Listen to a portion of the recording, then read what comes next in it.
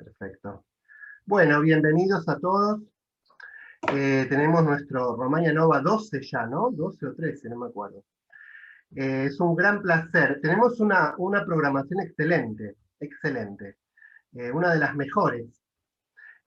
Con dos invitados muy, muy especiales, Michelle Sheehan y Rodrigo Gutiérrez Bravo. Muy agradecidos por estar acá, algunos en tiempo de vacaciones. Y a todos los participantes, que es complicado en estos tiempos de pandemia encontrarnos y dialogar de lingüística, porque parece sencillo porque estamos en casa, pero estamos en casa con nuestras tareas, con nuestras familias, con nuestros familiares, enterándonos que alguien se enfermó, viendo la situación de nuestros países, que es muy, muy triste. Así que tener un espacio para hablar de gramática, aún dentro de una situación bastante trágica como la que estamos viviendo, siempre es motivo por lo menos de un poco de alegría, ¿no? Así que bueno, yo estoy súper contento y emocionado y agradecidos a todos ustedes por estar acá. Y hoy tenemos para empezar una mesa bien rioplatense, con dos colegas uruguayas muy queridas, Carolina, hola, Ana Clara, Andrés. Y Juan José, que se está incorporando a esto de la investigación de la mejor manera. Así que bueno, yo voy a controlarles el tiempo, ¿de acuerdo? Tenemos que ser estrictos en el siguiente sentido, o sea, hay asimetrías en las mesas, algunas tienen 4 presentaciones y otras tienen 3, pero vamos a respetar de manera salomónica los 25 minutos más 5 en todos los casos. ¿Está bien? Si alguno tiene preguntas adicionales... perdón, una cosa que no dije. 25 más 5, a menos que alguien quiera presentar en 20 y después tener 10. Digo, en total son media hora de presentación. Excepto los invitados, Michelle y Rodrigo, que van a tener en total una hora. ¿De acuerdo? Bueno, Sandra y yo vamos a estar a cargo porque Paco anda con algún problemita de salud, así que bueno, nada, no es que no esté aquí porque no quiera, sino porque realmente no puede. Bueno, comenzamos entonces, comenzamos entonces con Carolina, gran amiga rioplatense. Carolina, yo te indico cuando te quedan 5 minutos, ¿querés? Sí, sí, no va a ser Perfecto. más que eso. Nos va a hablar Carolina de las construcciones definidas débiles en el español rioplatense. Entonces, el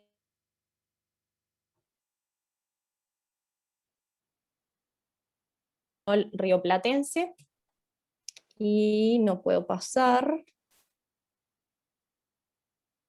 A ver. Bien, y me refiero a los datos como los que ustedes ven en 1 y en 2. En ambos casos se trata de nombres singulares contables en posición argumental. Lo que ustedes ven en 1 son nombres combinados con preposiciones locativas o de dirección. El doctor va a consultorio todas las mañanas, vamos a buscar a todos los que están en calle. Yo conocí a Dolina primero en radio, Uruguay volvió a quedar eliminado en Copa. Y los ejemplos que ustedes ven en 2 son también nombres singulares contables en posición de complemento de verbo transitivo. Juan toma ómnibus todas las mañanas, Ana mira tele de tarde, Pedro toca guitarra, Julia escucha radio de noche. Entonces, no. Bien, los objetivos de la presentación son los que ustedes ven allí.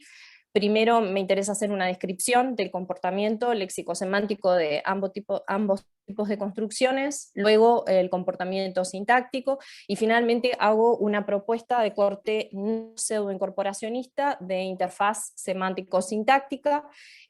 Tomo los postulados principales de Aguilar Guevara y del trabajo posterior de Desbart, donde también retoma a Aguilar Guevara para hacer la propuesta no pseudoincorporacionista. Y para la parte sintáctica recojo algunas observaciones de Ghomeshi y Massam.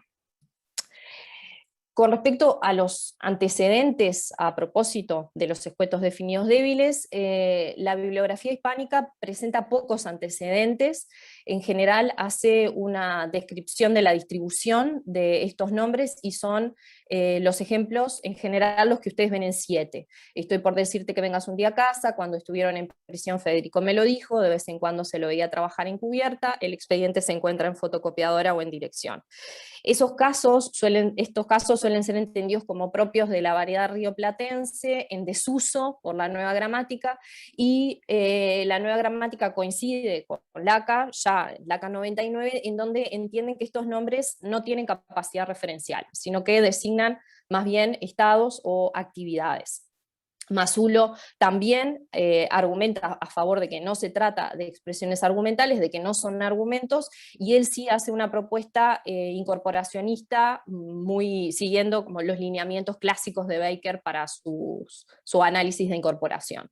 Entonces, en general, la bibliografía hispánica lo que ha hecho es describir algunos casos de estos nombres de escuetos, y siempre coinciden en que no se trata de verdaderos argumentos, pero no hay como un análisis más acabado a propósito de este tema. Sin embargo, la bibliografía no hispánica sí tiene mucha bibliografía. En general, la bibliografía, ya sea en inglés como en otras lenguas, coincide que los datos tienen un comportamiento muy, muy similar, y son los datos que ustedes ven en 8 y en 9. En ambos casos en 8, es con preposiciones, y en 9 los definidos débiles también han sido estudiados como los sintagmas determinantes definidos débiles, que son los que ven en 9. Entonces, con respecto a los datos, en general hay acuerdo, no hay acuerdo con respecto al enfoque que se toman. Por un lado, podemos como identificar la propuesta de Carlson y Sussman desde 2005, 2006 hasta en adelante, hasta 2013, donde postulan que se trata de un fenómeno de pseudoincorporación semántica, tanto para los ejemplos de 8 como para los de 9, si bien sobre todo se centran en los ejemplos de 9, y Aguilar Guevara, centrada en los ejemplos de 9, o sea, de sintagmas determinantes, que no hay allí un proceso de pseudoincorporación, sino que estos sintagmas determinantes son sintagmas determinantes canónicos, con la diferencia de que no hacen referencia a una entidad concreta, sino que hacen referencia a una entidad abstracta. Entonces, estos son como en general los antecedentes, a mi juicio, como más importantes, si bien hay antecedentes para otras lenguas, para el portugués, para el italiano, en fin, para el griego. Sigamos un poquito más. Lo que me interesa ahora es destacar el comportamiento léxico-semántico de los escuetos, y lo que hago acá es recoger las pruebas típicamente usadas en la bibliografía para analizar estas construcciones. Entonces, con respecto a las restricciones léxicas, claramente si bien se trata de un fenómeno productivo, y entiendo que en el español rioplatense es productivo, hay fuertes restricciones léxicas, tanto desde el punto de vista del nombre como el predicado, y esto ustedes lo ven en 10 y en 11. Los jugadores están en cancha, pero no es posible oraciones como los jugadores están dentro de cancha, donde cambio una preposición por otra, donde cambio la pieza léxica en 10C, los jugadores están en corredor. Lo mismo con la versión con sintagmas verbales: Juan tomó ómnibus, es posible; Juan limpió ómnibus, rara; Juan tomó tranvía, rara, si no agramaticales. Con respecto al alcance, entiendo que los escuetos definidos débiles tienen ambigüedad de alcance. Entonces, en una oración como todos los camioneros están en ruta, hay una doble interpretación. Por un lado, tenemos la A, donde entendemos que para cada camionero existe una ruta distinta, la lectura de alcance amplio, y la lectura de alcance en B, donde existe una única ruta, tal que cada camionero estuvo en ella. Perdón, este es el alcance amplio, el anterior es el alcance estrecho. Entonces, esto es distinto contra 3. Contra 13, si analizamos todos los jugadores están en el pasillo, ahí claramente hay una interpretación, por lo menos la interpretación más saliente, ¿no? Donde todos se encuentran en el mismo pasillo. Esta es una de las propiedades comúnmente adjudicadas a los definidos débiles. Con respecto a la lectura de número, entiendo que también tienen una lectura de número neutral, es decir, que son compatibles tanto con interpretación singular como plural. De hecho, si tomo clásica prueba de elipsis DCB, en que Ana y Joaquina están en la misma piscina, pero también tenemos la interpretación de que pueden estar en piscinas distintas, o sea que fueron a clases de piscina y están en 2 lugares diferentes. Y en 15, Juan siempre escuchó radio, tenemos la misma interpretación con 2 continuaciones distintas, una que habilita la interpretación plural, se compra una radio distinta cada vez que se le rompió la anterior, y la otra habilita la interpretación singular. Tuvo una radio que le duró toda la vida. Con respecto al enriquecimiento semántico, también presentan enriquecimiento semántico entendido como un significado no composicional que se agrega al significado literal de esta oración. Entonces, vamos a buscar a todos los que están en calle. El significado literal es que vamos a buscar a todos los que están en la calle, pero a su vez lo no literal que se le agrega es que vamos a buscar a aquellos que están viviendo en la calle. Lo mismo con una oración como 17, la señora está para ver médico, el significado literal está para ver al médico, pero le agregamos el significado no literal, este significado típicamente vinculado con una actividad prototípica que es para recibir asistencia médica. Y finalmente, entiendo que se trata de una lectura, en efecto, definida, pero débil, porque estos nombres no parecen hacer referencia a una única entidad, por lo menos no presuponen la existencia de una única entidad familiar. Y esto lo podríamos ver en 18, estuve todo el día en ruta, de reponer un artículo, o sea, el único posible sería el definido, pero no lo podríamos sustituir por un demostrativo como en A, ¿no? Estuve todo el día en esa ruta. Entonces, pasemos a los comportamientos, al comportamiento sintáctico. Aquí quiero hacer como dos observaciones. En primer lugar, la literatura que trata el fenómeno de la definitud débil en general no recoge el comportamiento sintáctico de estas construcciones. Entiendo por qué se trata en general de trabajos de corte semántico, entonces prescinden un poco de estas pruebas. Me parece interesante como recoger algunas para ver cuáles son los datos que justamente aportan, y además porque si aceptáramos la idea de que se trata de construcciones pseudoincorporadas, entonces sería interesante ver si sintácticamente existen pruebas que apoyen la idea de la pseudoincorporación. Entiendo que no, porque si asumimos que para tener un fenómeno de pseudoincorporación el nombre debe establecer una relación estrecha con su predicado, bueno, tendríamos que ver si esto es posible, y entiendo que estas pruebas dicen que no. De todos modos, sabemos que en los procesos de pseudoincorporación el nombre tiene cierta independencia sintáctica. Lo que me interesa mostrar con estas pruebas es que parecen tener mucha libertad sintáctica.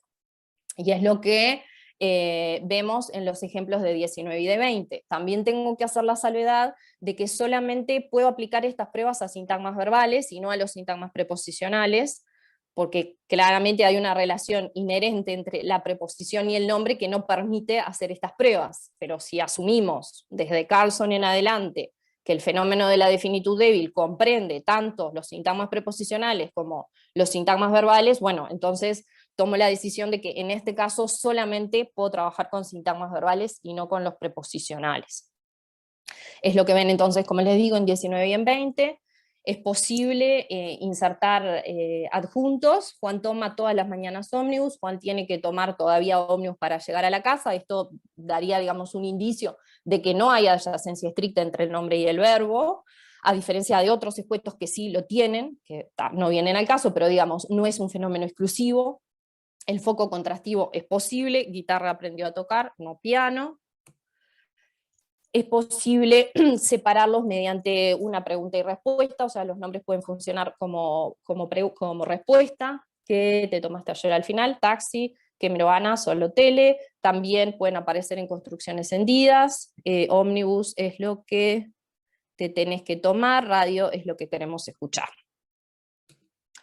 Y con respecto a la coordinación, ustedes ven en 23, se tomó Bondi para ir y él, o un Uber para volver, Pedro tocó piano y la flauta de su hermana, es posible coordinar escuetos con otros CCDs. Esto me da el indicio también de que se trata de verdaderos sintagmas determinantes, si asumimos que solo se pueden coordinar las mismas categorías sintácticas. Y con respecto a la modificación, ven en 24 y en 25 que en este caso sí podemos aplicar las pruebas también a los sintagmas preposicionales, y las pruebas lo que nos muestran es que la modificación es restringida, pero es posible a nivel de clase. Entonces los jugadores están en cancha municipal, es buena, el doctor está en consultorio pediátrico, es buena, pero no se pueden combinar con adjetivos calificativos o con valorativos. Los jugadores están en cancha vieja, el doctor está en consultorio feo, oraciones agramaticales, toca guitarra eléctrica, sí, pero no cara, escucha solo radio nacional, sí, pero no escucha solo radio rota. Entonces, hasta aquí el resumen de sus propiedades. Como les decía, recojo las propiedades, o sea, las características más bien de corte semánticos, léxico-semántico, que se trabajan en la bibliografía. Hay restricciones léxicas a nivel de nombre y de predicado, presentan alcance amplio y estrecho, por lo menos tienen esa posibilidad de doble interpretación, aunque sea una más natural que la otra, o sea, una lectura más natural que la otra. La lectura de número es claramente de número neutral, presentan un enriquecimiento semántico, al que también se le puede denominar, ¿no?, como el significado de actividad, un significado estereotípico. La lectura es definida pero débil, en el sentido de que no es fuerte, o sea, no hay presuposición de una entidad conocida, definida. La adyacencia no es estricta, es posible separar el nombre del predicado, es posible coordinarlo con otros CCDs, y la modificación ocurre a nivel de clase. Entonces, este conjunto de caracterizaciones me hace pensar que se trata efectivamente de definidos de construcciones definidas débiles, y voy a tomar la opción, la postura de Aguilar Guevara, en el sentido de que entiendo que se trata de nombres que tienen una lectura definida, que hacen referencia a una entidad definida, pero del orden de una clase, y no que están pseudo incorporados al predicado. Entonces, pasemos a la propuesta. Como les decía, esta propuesta es no pseudoincorporacionista, y tomo como algunos presupuestos básicos. Esta es la sintaxis que asumo en 26, o sea, hay para el sintagma determinante, y entiendo que esa estructura tripartita puede variar en función del significado que tiene. Es decir, podemos tener proyecciones con sintagma de número que carecen del determinante. Lo que ustedes ven en la siguiente línea no hay sintagma de número, y en la tercera línea no hay ni sintagma de número ni sintagma determinante. Y además asumo la relación que ustedes ven en 27 entre las categorías sintácticas y los tipos semánticos. Entiendo que todos los nombres son predicados, por lo tanto denotan una propiedad de clase o de objeto, y es lo que ven en el árbol, pegadito al sintagma nominal. Y el sintagma de número lo que hace es dar la lectura singular, por lo tanto en estos casos hay lectura de propiedad de objeto, y por supuesto el sintagma determinante está relacionado con una lectura de entidad. Entonces, pasemos al análisis. Aquí propongo que todos los nombres entran en el léxico con un doble rasgo, que es el común o débil, o sea, entiendo que todos los nombres tienen la capacidad de funcionar como un nombre común o como un nombre débil. En tanto nombres, todos designan propiedades de clase y de objeto, o de objeto, y postulo además que cada predicado, en este caso la preposición y el verbo, tiene dos entradas, y cada entrada una denotación distinta. Esta no es una idea nueva, recojo esta idea de Dayal en 2013, 2011, cuando sí ella aplica estas observaciones a los procesos de pseudoincorporación. Si bien no tomo su análisis pseudoincorporacionista, recojo esta idea de que cada predicado entra con dos entradas. Tiene dos entradas. Bien, lo que ustedes ven en 28 es la forma lógica para una frase como en el consultorio, donde el nombre tiene una interpretación común, o sea, donde se entiende que hay una persona que está en una entidad particular. Lo que ustedes ven en 28 es, bueno, el nombre entra con este doble rasgo, por lo tanto denota una propiedad de clase o de objeto. En B, la presencia del artículo definido está vinculado con el operador iota, por lo tanto lo transforma en una entidad, ya sea de clase o de objeto, y es recién en C cuando se combina con la preposición que el nombre especifica su rasgo común. Lo que ustedes ven, perdón, en B, ¿no? En la última línea de derivación. Lo que ustedes ven en C es la denotación para la preposición, asumo que tiene la denotación de ET, al igual que Aguilar Guevara. La preposición en este caso establece una relación entre una figura concreta, que es el individuo en la locación, y el fondo concreto, que es la locación. El fondo concreto es una entidad del orden de un objeto. Entonces, cuando se combina la preposición con el consultorio, es donde el nombre especifica su rasgo común y pasa a denotar entonces una entidad del orden de un objeto, una entidad particular. ¿Qué pasa con la variante de definido débil? Entiendo que en estos casos el nombre nuevamente entra con este doble rasgo, en A, en B postulo la existencia del determinante encubierto, que es lo que vuelve el nombre a una entidad, ya sea de clase o de objeto, y nuevamente va a especificar esa entidad de clase o de objeto, en este caso de clase, en D, o sea, cuando termina de combinarse con la preposición. Lo que ustedes ven en C es la denotación para la preposición. Allí lo que entiendo, también siguiendo a Aguilar Guevara y a Desbart, es que la preposición establece una relación entre una figura concreta y en este caso un fondo abstracto. Y el fondo abstracto es luego lo que se corresponde con el nombre que hace referencia a una entidad abstracta, es decir, del orden de una clase. Agrego en la segunda línea de C dos cuestiones. La U tiene que ver con la relación de usos estereotípicos, que da cuenta del significado enriquecido, es decir, son significados estereotípicos o enriquecidos propios de los definidos débiles, que es lo que veíamos como este significado no literal.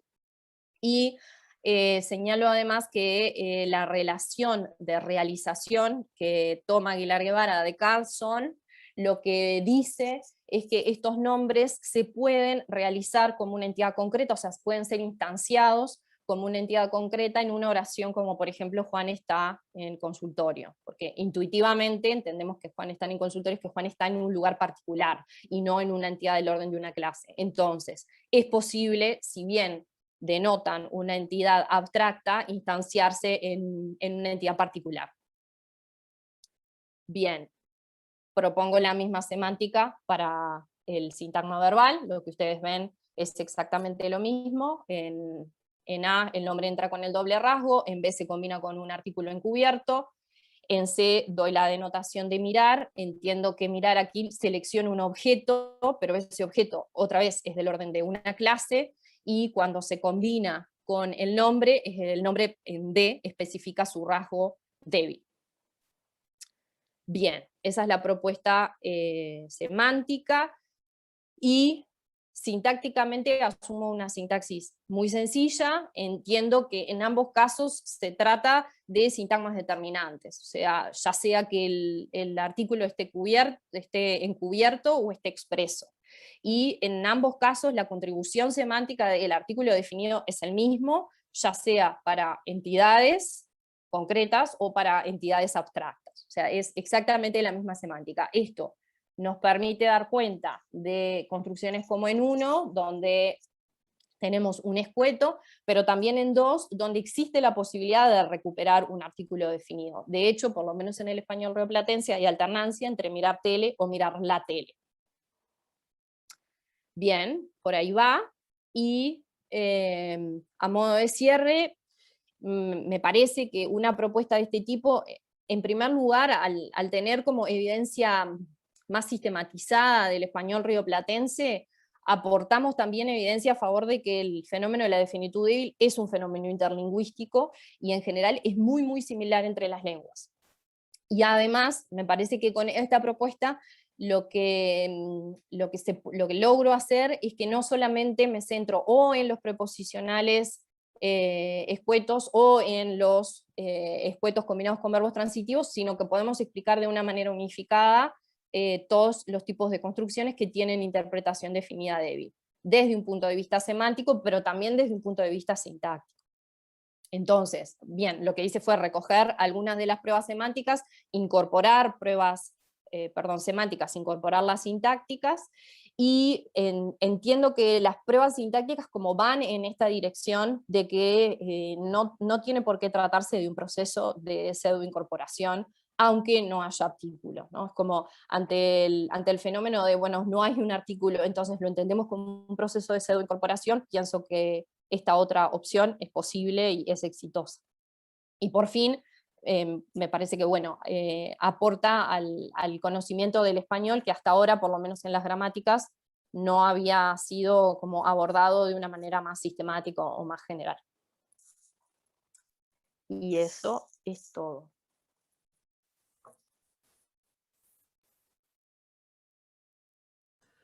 Bueno, volaste. No tuve ni que... Volé. Sí, bueno, tenemos tiempo para preguntas.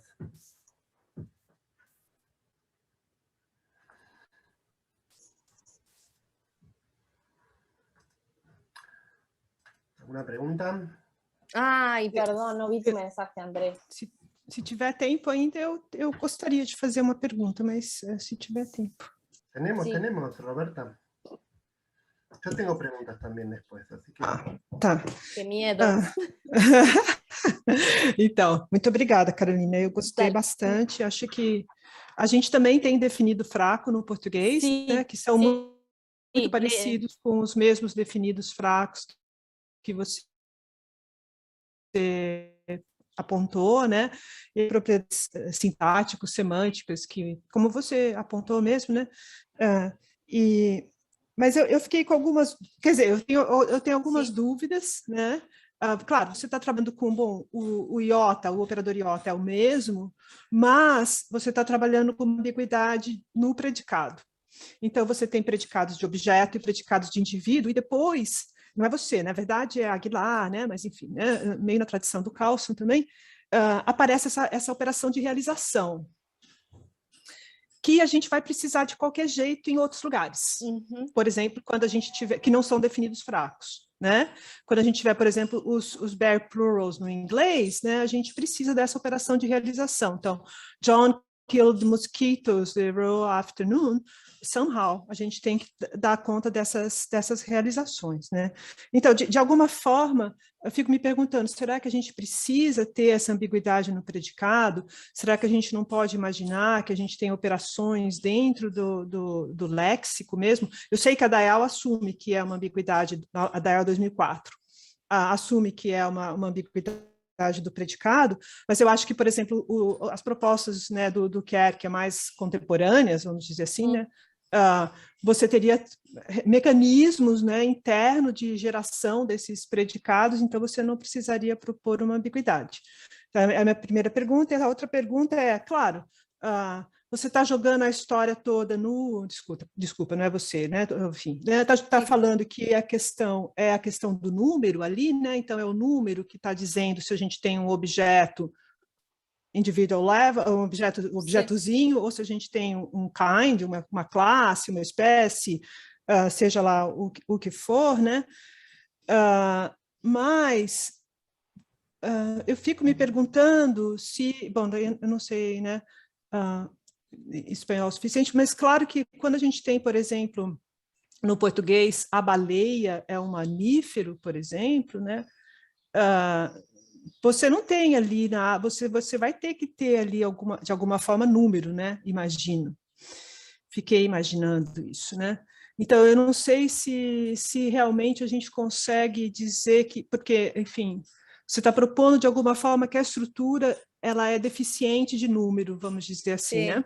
Sim. Ela tem algum tipo de deficiência no número, né? E, portanto, aí quando a gente tiver o pronome forte, o número vai estar lá e vai ser atômica a interpretação.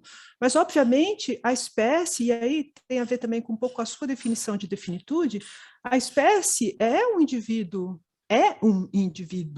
único. Sí, E sí. a questão do determinante é que ele pega um indivíduo único, que é o indivíduo espécie, ali no seu caso. E depois, por algum processo, você tem um mecanismo de realização dessas espécies, porque você precisa ter mais de um ali para dar conta daquelas coisas de anáfora, né? De poder ser um referente de um ser um e o referente do outro ser outro, né? Enfim, muito legal, um problema muito Gracias, interessante, muito interessante. Roberta. Sí, no sé. Con É, respecto a sim. a la ambigüedad, sí, es cierto que podría tratar la ambigüedad desde otro lugar que no sean los predicados. Tendría que verlo, tendría que verlo. No me acuerdo, o sea, leí tu artículo con un colega, que ahora no me acuerdo el nombre, sobre también los definidos flacos en portugués. No me acuerdo qué decís al respecto, si trabajás con la realización, la Não, relación de eu acho realización. que acho que não, acho que a gente só mostrou que existiam os definidos fracos no português. Eu acho que a gente não chegou a propor nenhuma solução. É muito difícil mesmo, né? Acho que, Sí, como você ahí es sabe, como, né? entiendo que esta es una discusión que también he tenido con Ada Clara, que parece, sí, queda como un tanto productivo de más, ¿no? Tener como ambigüedades a nivel del predicado. Pero no encontré otra explicación, eso es lo cierto. Y con respecto a si el sintagma de número está o no en estas construcciones y si lo podemos relacionar con la lectura de clase o no, cuando vos decís la ballena es un mamífero, entiendo que en Boric y Espinal asumen o explican que la lectura de clase carece de la proyección de sintagma de número. Entonces, digamos, E sim, asumiendo esto... sim, se você assumir isso, com certeza, né? Mas ao mesmo tempo você está assumindo que tem um determinante ali encoberto, que está funcionando como iota, né? Sí, E ao mesmo tempo você não tem número. Enfim, sí, é seu, de sí. todos nós, é um problema geral. Sí, o sea, conservo ese problema, sí, y sé que puede llegar a ser un problema, pero no encontré forma de solucionarlo. Gracias, Roberta. Bueno, una Sí, preguntita. sí, A mí lo que me encantó de la presentación, pero me preocupa la otra ambigüedad, la ambigüedad del determinante. O sea, entonces, si entendí tu propuesta, tenemos dos determinantes que tienen exactamente el mismo significado y que alternan de qué manera, porque ¿qué es lo que restringe? A ver, hay dos cuestiones. Primero me preocupa que ese determinante nulo permita la extracción, como creo que en general lo permite. no siempre, ¿no? ¿Permite la extracción de qué decís? De subconstituyentes. Cuando hablamos de pruebas sintácticas, por ejemplo. No sé, me parece que en algunos no, que no son los que traigo acá. Si vos tenés como estreno obra, no podés hacer esas mismas pruebas. ¿Me podés decir de qué autor estrenó obra? No. Capaz que sí, pero no sé si podés decir obra fue lo que estrenó. No, eso sí, pero que pueda haber subextracción. Si hay, Ok. si hay subextracción, sería más una prueba de que no hay un idiota ahí. Eso es lo que yo tendería a pensar. ¿No? Porque iota constituye una isla definida. Sí. Entonces eso lo veo como problemático. Y después, bueno, ver cuándo, o sea, dado que tienen el mismo significado, qué es lo que restringe su distribución en la oración, ¿no? Sí, me parece que tiene que ver con este Porque significado vos cargaste la... estereotípico. Ya. O sea, sí, es como, digamos, encuentro la respuesta en otro lado y llevo la pregunta a otro lado, pero me parece que en general, digamos, así también se suele tratar y me parece que hay algo de eso, que, bueno, ¿por qué en algunos sí y en otros no? Me parece que eso es contextual completamente, o sea, es ese enriquecimiento que algunos lo tienen en algunas piezas léxicas y otras en otro. Okay. Bueno, No pensaría sé. en la subextracción entonces. Sí, lo de la subextracción, sí, porque entonces tendría que ver si hay realmente ahí un iota o no. Ujú. Está, ok. Sí, eso lo tengo pensado. Bueno, eh, Gracias. no, por gracias a vos. Bueno, vamos con Ana Clara. Yo les recomiendo una cosa que no dije. Se puede hablar, lo dije en el mail, pero se puede hablar en portugués, en español o en inglés. Yo recomendé que los que hablen en portugués o español, si pueden tener un handout o un PowerPoint en inglés, mejor. Ah, Pero los que no, los que vayan a hablar en alguna lengua románica sudamericana, un poquito más lento quizás. ¿Mm? Yo les voy marcando el tiempo. Bueno, Yo no vi que había que hacer las cosas, entonces las hice en español. no Sí. importa, a ver, no No. importa, no estoy haciendo ninguna reproche, simplemente eh, yo entiendo portugués, inglés y demás, pero sé, o sea, estoy acostumbrado al Romagna Nova, pero lo único que digo es que si vayan un poquito más lento, nada más. Bueno, ¿Sí? yo lo voy a hacer súper, súper lento, no te preocupes. Bueno, tampoco tan lento, ¿no? ¿Arranco? Bueno, sí, la negación de cualquier NP en oraciones episódicas de otra amiga rioplatense, Ana Clara. Te marco Bueno, cuando te quedan 5. ¿eh? Te marco cuando te quedan 5 minutos. Dale. Bueno, quería agradecerles a todos por estar acá escuchándome. Como dijo Andrés, mi presentación se llama La negación de cualquier NP en oraciones episódicas. Pero antes de pasar a la presentación mismo, me gustaría hacer una breve aclaración del contexto en el cual se enmarca esta presentación. Esta presentación en realidad forma parte de un proyecto de investigación que me financió la ANI acá en Uruguay, que en realidad busca trabajar en la interfaz entre lingüística y filosofía, que es un poco la línea de trabajo que sigo yo, que se llama Lingüística en Filosofía retomando el trabajo de Wendler. Entonces, todas las pequeñas partes de investigación que he realizado en este proyecto se relacionan justamente con algunos de los artículos que Wendler publicó en su libro Linguistics in Philosophy. Y en este caso en particular, como se podrán dar cuenta aquellos que han leído cosas sobre Wendler o sobre los ítems de libre elección, el artículo que inspiró esta parte de la investigación fue el artículo de Wendler, Each and Every, Any and All, que es un poco, digamos, la base que inspira este trabajo. Por ese mismo motivo, en realidad lo que yo voy a hacer acá es básicamente tomar marcos semánticos y sintácticos que me permiten defender un significado de cualquier que van las líneas de lo que yo entiendo que Wendler quiso proponer en su Each and Every, Any and All. Entonces, en realidad, no tengo una propuesta que sea exactamente nueva, sino que más bien lo que yo hago es usar las propuestas ya existentes para defender que básicamente son universal.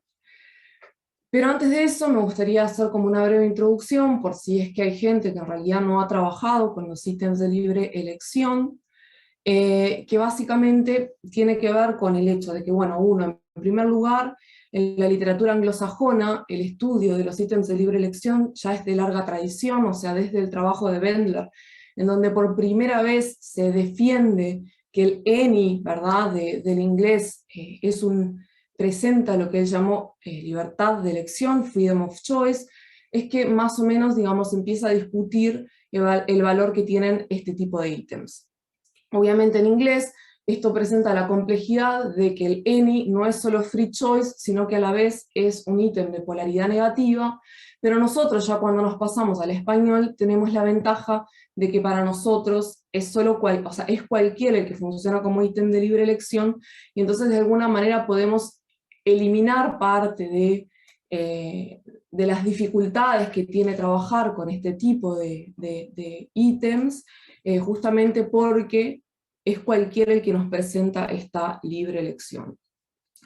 Entonces, si bien en la lingüística anglosajona la discusión del ENI ya tiene, como les decía, bueno, más de 50 años, En realidad, según lo que he podido averiguar yo en la lingüística hispánica formal, esta discusión es relativamente reciente y se remonta a la tesis de doctorado de Menéndez Benito, en donde ella empieza a trabajar con una semántica de alternativas para defender que cualquier es un pronombre indeterminado con valor universal. El tema es que, como sabrán muchos de ustedes, y quizás otros no, la discusión de estos ítems de libre elección básicamente se basa en que parecen poder tener una lectura existencial a veces, y a veces parecen tener una universal, ¿no? Entonces el ejemplo de uno es el típico ejemplo que suelen darnos de un valor con una lectura existencial de tipo podés sacar cualquier auto, en donde si buscáramos hacer una paráfrasis sería algo como podés sacar algún auto, contra el 2, en donde tenemos un valor universal, cualquiera puede caminar, en donde la paráfrasis sería todos pueden caminar, o algo por el estilo, y al menos en español quedaría muy raro ahí meter un algún y darle esta lectura universal y genérica que tiene 2. Entonces, lo que yo voy a hacer en esta presentación es defender que cualquier NP en el español rioplatense, digo en el español rioplatense porque yo usé un corpus de Uruguay y Argentina, y en realidad porque mi variedad, nativa es rioplatense, y cuando, presenté el trabajo para la publicación en una revista, se ve que esto es rioplatense, esto no quiere decir que no se pueda extender, pero yo lo puedo aseverar en el español rioplatense. Entonces lo que quiero hacer es defender que cualquier NP en el español rioplatense, una posición de objeto, en oraciones episódicas negativas, como las que tienen en 3 y 4, tiene que ser interpretado con un valor universal. O sea, básicamente, toda la línea de defensa mía es que cualquiera es un universal y que no es un existencial, y empecé a trabajar con la negación porque cuando empecé a trabajar con el corpus del español, con cualquier, intentando ver qué podía estudiar de cualquier que no estuviese sobreestudiado, empecé a encontrar el fenómeno de la interacción entre la negación y cualquier que me pareció que podía llegar a ser interesante. Entonces tenemos algo como: no enviaron a cualquier periodista a cubrir el viaje del candidato, sino a sus informativistas principales. No agarré cualquier historia y la produje, aunque no tuviera nada que ver con lo que creo, en donde básicamente, si nosotros fuéramos a hacer una paráfrasis, podríamos quizás reemplazarlo por un todo. Y este va a ser básicamente la línea de argumentación mía. Entonces, como les decía yo recién, en realidad yo lo que voy a hacer es tomar marcos que ya existen, que me permiten defender que cualquier tiene un valor universal, y que en realidad cuando tenemos la aparición de cualquier en oraciones negadas, esa negación es una negación oracional y no una negación, por ejemplo, metalingüística, que es lo que propone Arrey en 2006, y también en general es la línea, por ejemplo, que defiende Kierkegaard en todos sus trabajos sobre libertad de elección. Entonces, para defender que es un universal, lo que yo voy a asumir desde una perspectiva semántica es, con Menéndez Benito y con Aloni, que cualquiera es un pronombre indeterminado universal que involucra 2 operadores encubiertos, uno universal y uno de exhaustividad. Y esto lo voy a combinar con un marco sintáctico para la negación propuesto por Etxeparra y Uribe, que son los que han trabajado bastante sobre la interacción entre la negación y la cuantificación universal.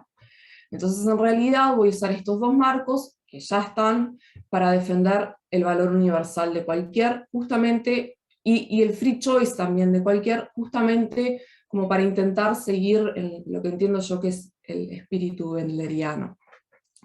Entonces, como les decía recién, necesitamos 2 operadores encubiertos. ¿Por qué? Porque acá estoy asumiendo, con Menéndez Benito, una semántica de alternativas, en donde básicamente se asume, siguiendo a Kratzer y Shimoyama, que si yo tengo un pronombre indeterminado, el pronombre indeterminado no es un cuantificador en sí mismo, sino que se asocia en la forma lógica con un cuantificador proposicional, que en este caso va a ser el universal, porque voy a defender que es un universal, cuya semántica va a ser la que tienen ustedes en 5, ¿no? O sea, yo aplico el universal proposicional a A, y el valor es algo así como la proposición que es verdadera en todos los mundos en los que toda proposición en A es verdadera.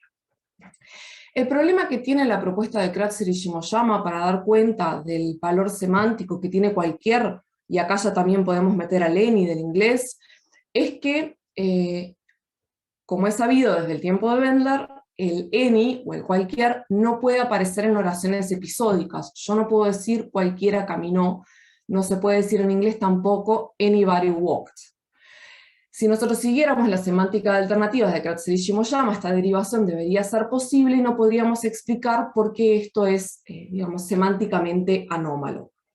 Para esto, Menéndez Benito propone usar el operador de exclusividad, que es un operador que es parecido al solo, en donde yo genero alternativas que dirían algo así como nadie caminó, solo uno caminó, solo dos caminó, solo tres caminó, y así en adelante.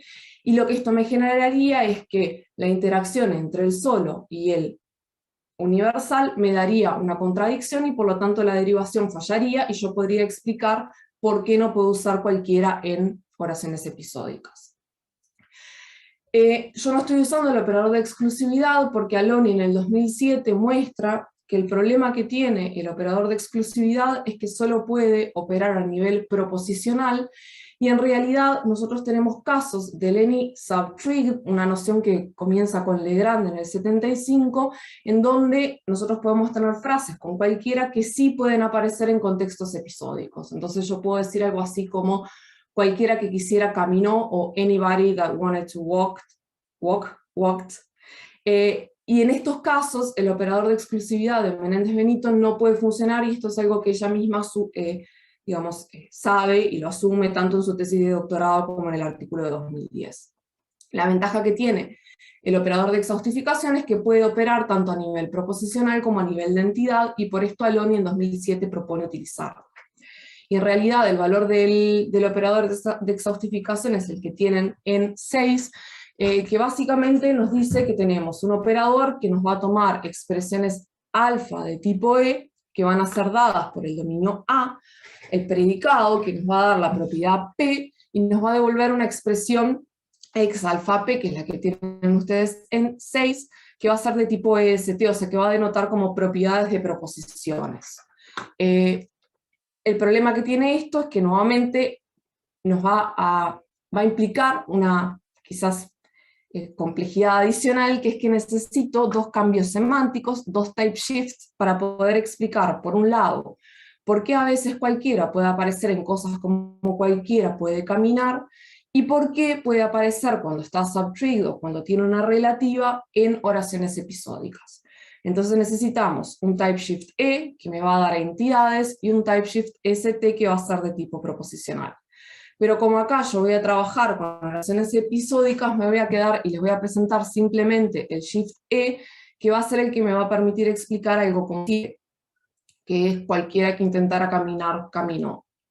En este caso lo que tenemos es que primero opera la exhaustificación sobre anyone who tried to walk, después le aplicamos un shift E que me va a dar una suma de entidades, después le aplicamos el down arrow operator, que es básicamente un operador que Aloni propone que es necesario para evitar cuantificación trivial cuando aplicamos el operador universal, que en vez de darme un conjunto, me va a dar un conjunto con muchos miembros, básicamente. Entonces así yo voy a poder aplicar el cuantificador universal y voy a tener la derivación correcta en una semántica de alternativas que está más o menos representada en B. Bien, este es el marco semántico. Después en realidad el marco sintáctico, que es como muy, quizás demasiado sencillo, básicamente se centra, como les decía, en los trabajos de Tzepare y Uribe, que son los que han trabajado bastante con la interacción entre la negación y la cuantificación universal, y específicamente yo voy a trabajar con la interacción de la negación y cualquier, que, bien, volviendo un poco para atrás, es algo que sí se ha estudiado en gramática, y lo que se suele decir en gramática, o sea, Busto ya había trabajado sobre la interacción de la negación y cualquiera, o sea, que no es un fenómeno que realmente sea reciente en el estudio de la gramática, sino que cuando yo al principio decía que era reciente en la discusión hispánica, me refería también a la semántica formal, porque en realidad si nosotros vamos a la tradición de lingüística y de gramática hispánica, esta discusión ya ha estado presente, ¿no? O sea, digamos, y también ha estado presente la discusión de si cualquiera es un universal o es un existencial. Sin embargo, cuando nosotros vamos a ver los datos que nos dan estas gramáticas, en general lo que se va a asumir es que la negación va a tener alcance sobre cualquier, y por lo tanto en la mayor parte de los casos se va a defender que cualquiera, en oraciones como las que tienen ustedes en 8 y 9, es un universal. Entonces tenemos oraciones, estas son sacadas de la nueva gramática de la lengua española: no cualquiera es capaz de guardar silencio, contra cualquiera no puede ser ladrón solo con quererlo. La idea es que en este caso cualquiera se comporta como todos, y sin importar el lugar que ocupa la negación va a tener alcance sobre el cuantificador universal.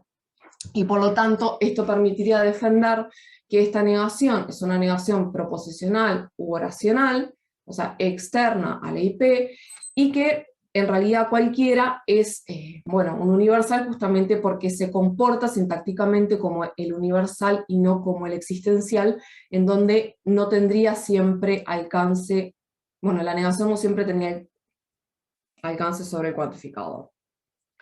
Asimismo, hay evidencias a favor del carácter externo de la negación en oraciones coordinadas que involucran dos cuantificadores universales, como, y este ejemplo es de Tseparra y Uribe 2011, de 60 problemas de gramática, en donde básicamente lo que ellos proponen es que la negación es interna a la IP, dado que nosotros podemos tener una oración como 10 en donde no a todo el mundo le gusta el vino o a cualquiera el café.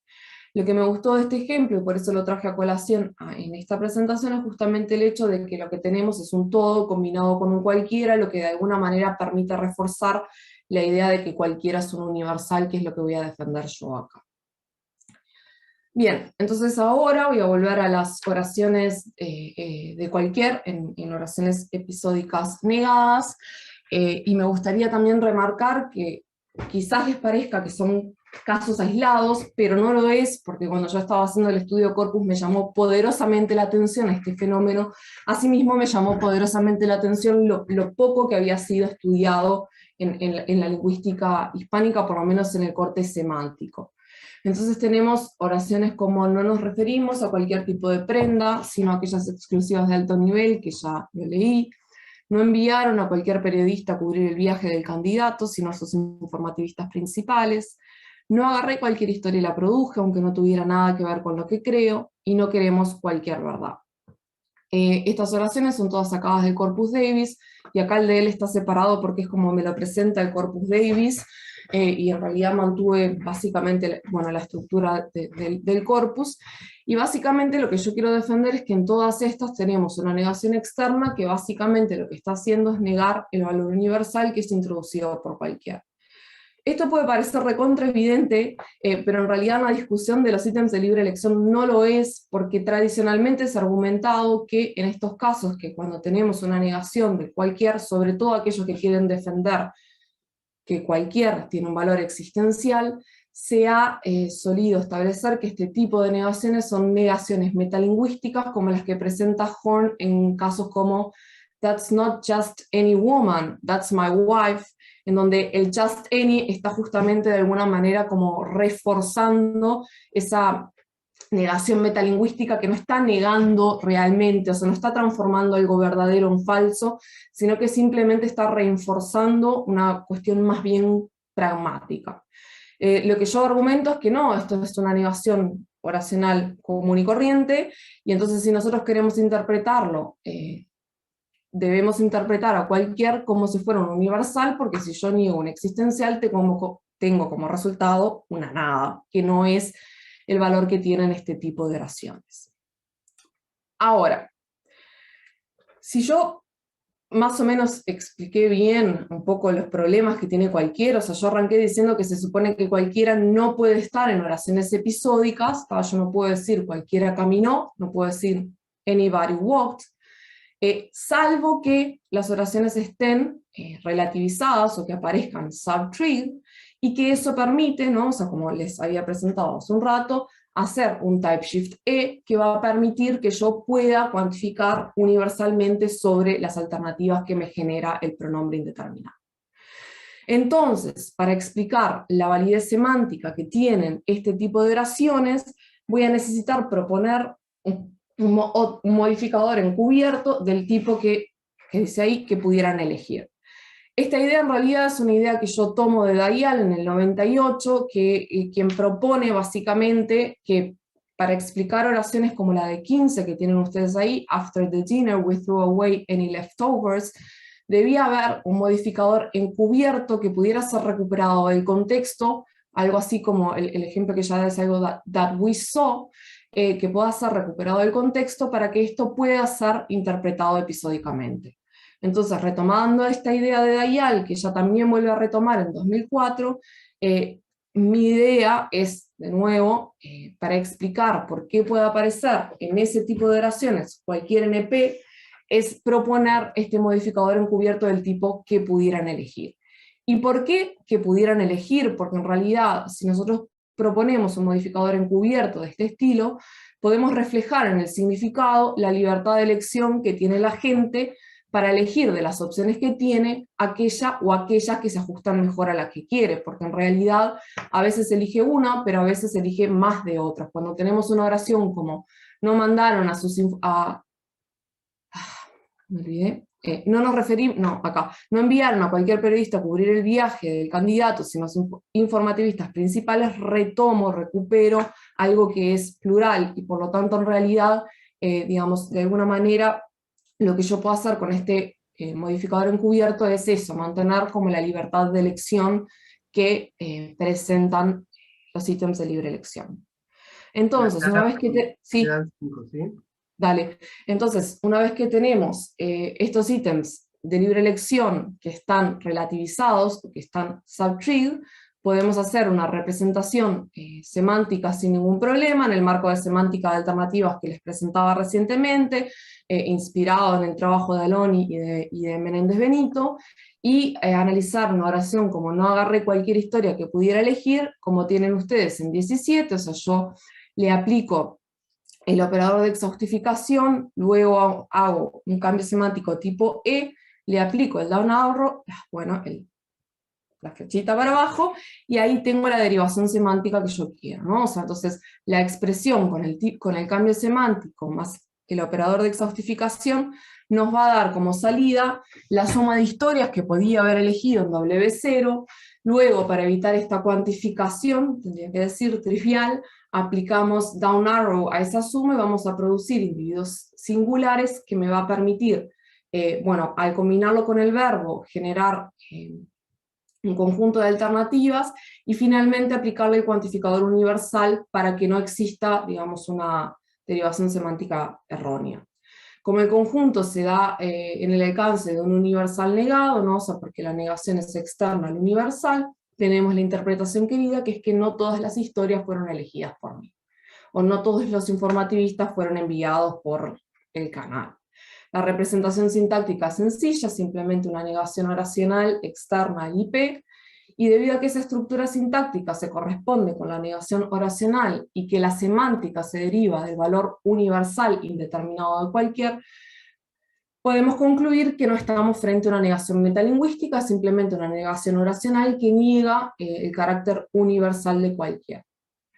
Entonces, si nosotros combinamos la representación semántica con la sintáctica, podemos explicar por qué obtenemos la lectura de algunos X no son Y, por qué se niega el valor universal introducido por el indeterminado. Y como todos sabemos, como la negación del universal es lógicamente a existe no, también podemos entender por qué se puede ver como negación metalingüística, pero en realidad, para explicarlo como una negación metalingüística, yo tengo que recurrir no solo a implicaturas de tipo free choice, sino que tengo que recurrir a un montón de tipos de implicaturas, mientras que si en realidad asumimos que esto es la negación de un universal, nuestra semántica es mucho más sencilla y puedo usar una única explicación para derivar los valores semánticos que tiene cualquiera como un ítem de libre elección.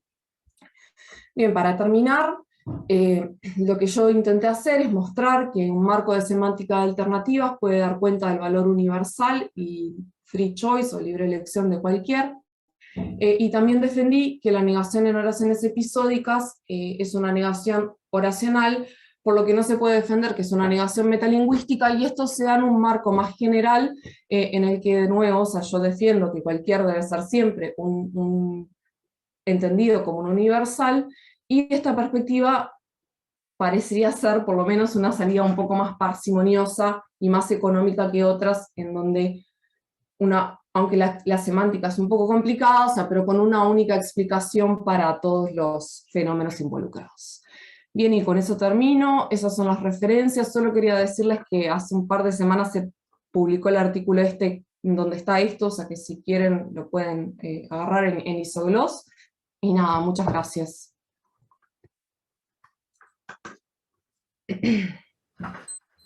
Excelente.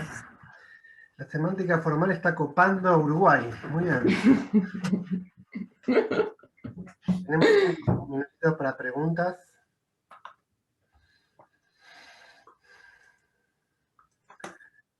Yo tengo una preguntita, si Dale. alguien piensa. No sé de free choice, es un tema que nunca estudié. Pero mi intuición no es un universal, no es exactamente la de un universal negado. Yo cuando estabas exponiendo dije, ¿por qué la gente dice que no se puede tener cualquiera en construcciones episódicas y yo puedo decir no vino cualquiera? O puedo decir cosas como no habló cualquier lingüista, habló Chomsky, ¿no? Puedo decir cosas como esas. Claro, yo lo que le veo es un valor expresivo a la construcción. No sé si en tu español es igual. Sí, el ejemplo que me diste es precioso porque en realidad es justamente el tipo de ejemplos que usa Reggie, para defender que en realidad cualquiera es un existencial. Yeah. Y lo que ella dice es que en ese tipo de casos lo que vos tenés es una negación metalingüística, cuando vos decís no habló cualquier lingüista, habló Chomsky, en donde en realidad vos no estás negando nada, sino que justamente estás como enfatizando el hecho o focalizando el hecho de que la persona que habló no era cualquiera, sino que era Chomsky. Eso es un poco la línea de Rey, y también es un poco la línea de Kierkegaard, y de Horn, y de muchos otros más. Bueno, estoy bien entonces. Bueno, yo qué sé. Después tenés otra línea de gente, en donde la que me incluyo yo, que básicamente entiende que en realidad el valor prototípico de cualquiera, y un poco en el lineamiento de Wendler, porque cuando uno lee a Wendler es lo que uno puede ver de lo que él está diciendo, es que cualquier tiene un valor universal, y que en realidad, justamente al ser como free choice, eso le da unas características diferentes del universal como el todos, lo que hace que él pueda funcionar en situaciones en las que uno normalmente esperaría un algún. Entonces, como es free choice, o sea, esto es algo que de nuevo, o sea, como yo dije, esto está muy inspirado en Wendler, entonces esto es como, viene por ese lado. Y una de las cosas que él decía es, bueno, en realidad, la diferencia entre cualquiera y all, que es la comparación que él hace, es que como cualquiera introduce la libertad de elección, nunca puede saturar el dominio del universal y nunca puede tener como la misma extensión que tiene el todos, porque si tuviese la misma extensión que todos, no podría uno mantener la libertad de elección. Entonces yo te digo, agarra todas las manzanas, vos no tenés la libertad de elegir cuántas manzanas querés. Pero la idea de Wendler es que si vos le decís agarra cualquier manzana, vos tenés la posibilidad de elegir casi todas las manzanas. Y entonces un poco la semántica de alternativas, con la propuesta combinada, ¿no?, entre Menéndez Benito y Aloni, te permite con la exhaustificación explicar por qué el dominio de cualquier nunca va a ser exactamente igual a todos. Pero también te permite explicar por qué hay intuiciones de varias personas de leer ese universal como un existencial. Pero el debate es un debate que para mí está abierto, o sea, y que en definitiva, para mí, o sea, es algo que depende de lo que uno quiera defender, porque si yo te quiero defender que es un existencial, te voy a proponer implicaturas, por ejemplo, Kierkegaard tiene que usar implicaturas free choice, y bueno, y muchas implicaturas, para derivar los significados de cualquiera cuando cualquiera no tiene un valor existencial. Yo lo que decía igual es otra cosa, decía Ah, está. que yo le veo un valor no existencial tampoco puro, sino como cierta característica expresiva. Ah, bueno, eso es una cosa que, vos sabés que eso es una cosa que yo he estado pensando ahora, que es que hay, estoy 100% de acuerdo contigo, o sea, hay una característica semántica que uno puede trabajar dentro de un marco, pero esto es algo que recién ahora estoy empezando a pensar, y hay sí, hay algo expresivo ahí. O sea, es como que se deriva un efecto expresivo de libertad de elección que va más allá de la semántica veritativo condicional. Ah, Pero no, todavía no sé cómo, no sé cómo explicarlo, pero sí estoy de acuerdo. Hay como un tipo de... Yo intenté explicarlo a partir de, o sea, usando una teoría de actos de habla de Searle. Es lo más lejos que llegué, que no es algo que presenté acá, lo más lejos que llegué fue, bueno, pensemos esto en actos de habla y qué me dicen los actos de habla, pero sí hay algo expresivo ahí, de acuerdo. ok, a ver, ¿alguna pregunta? Eu queria fazer só uma pergunta. Muito obrigada, Ana Clara. Bem, eu gosto muito desse tema, acho super interessante. Acho que, assim, claro, tem as duas opções aí da gente ver. O problema é maior, talvez, no inglês, porque o N no inglês é diferente do qualquer em português. Eu só queria te fazer uma perguntinha. Nunca permite a leitura da negação com o escopo universal, porque pelo menos no português, eu consigo falar, eu consigo entender como não casei com qualquer marido. Eu não tenho qualquer marido, não tenho nenhum. Eu consigo, Ah, sí. eu consigo chegar nessa interpretação. Em alguns casos, esse computador não tem qualquer problema, é melhor. Significa que ele não tem nenhum problema. A outra, eu acho que tem esse componente expressivo, que você tem que, de alguma forma, esse computador não tem qualquer problema. Aí você consegue essa leitura, né, que você está querendo. Então, a primeira pergunta é saber se realmente a gente não teria duas leituras, né? E a segunda questão é, você está propondo que tem aí um operador encoberto, né, que tem a ver com esse free choice, né, que talvez esteja na própria morfologia do qualquer, porque o qual você tem um WH there, e você tem um care, que é um intencional ali, né? Então, talvez você possa pensar numa derivação ali, né? E daí, talvez, uma restrição mesmo de domínio dos quantificadores, né? Quantificadores têm restrição de domínio. Finalmente, né, sobre a questão da diferença por todos, eu acho que tem o trabalho do Fred Landman, né, e da Cadman, que é essa ideia que você está ampliando o domínio para o domínio máximo. Sim. E daí, quando você amplia para o domínio máximo, por que você vai pôr ele numa coisa existencial, né? Enfim, né? É isso. Muito bom, legal. Las anoté porque no. Las dos lecturas, que yo sepa, esto ya lo hemos hablado, Roberta, nosotros en español no tenemos esa lectura que tiene el portugués, de no cualquier como ninguno, no, o sea, no aparece en contextos de polaridad negativa. Ok.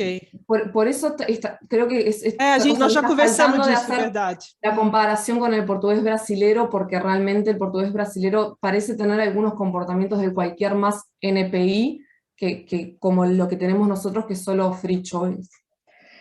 Sobre lo morfológico, estás completamente acertada. De hecho, en realidad, Loni, el trabajo de 2019 que yo citaba, ella en realidad tiene un estudio con Aguilar Guevara y otra persona donde hacen una recopilación histórica, diacrónica, del significado que tiene cualquiera, y en realidad van mostrando cómo se deriva desde free relatives hasta who interrogatives, y después llega a este significado free choice, que es interesante justamente porque Aloni al principio ya defendía que cualquier era un existencial, y se ve que después con este trabajo medio como diacrónico se fue para el otro lado y empezó a defender que era un universal. Pero sí hay algo morfológico ahí, sin lugar a dudas. Y sobre el todo... Ana, que estamos pasaditos. Ya está. Y sobre el todo, sí, tenés razón, hay que hacer esa comparación, yo no la hice. Está. Gracias. Excelente. Excelente. Empezamos con todo el Romaniano. Bueno. Ahora vamos a escuchar a Juan José Arias, que acaba de terminar una hermosa tesis de maestría sobre clíticos marginales en el español rioplatense, y que ahora va a hablar de cláusulas extrapuestas en el español del Río de la Plata, un caso de doblado oracional. Gracias, Juan José. Te marco cuando te Hola. quedan 5. Dale. Hola a todos, ¿cómo andan? Bueno, muchas gracias. No sé si prefieren que dé la presentación en inglés o en español. No tendría problema en hacerlo en inglés. Como vos quieras. El PowerPoint está escrito en español, pero puedo tranquilamente hacerlo en inglés. Quizás algunos ejemplos no los traduzca de la mejor forma, pero eso como a ustedes les parezca, principalmente a los que no son hablantes de español rioplatense. No sé qué prefieren. It's up to you. Ok. Bueno. Sí, bueno, si quieren, la voy a presentar en inglés, más que nada para que si todos entienden inglés, la puedo hacer en inglés, ¿ok? Si hay alguien que no entienda, la hago en español, pero avísenme en el chat, ¿ok? Ok.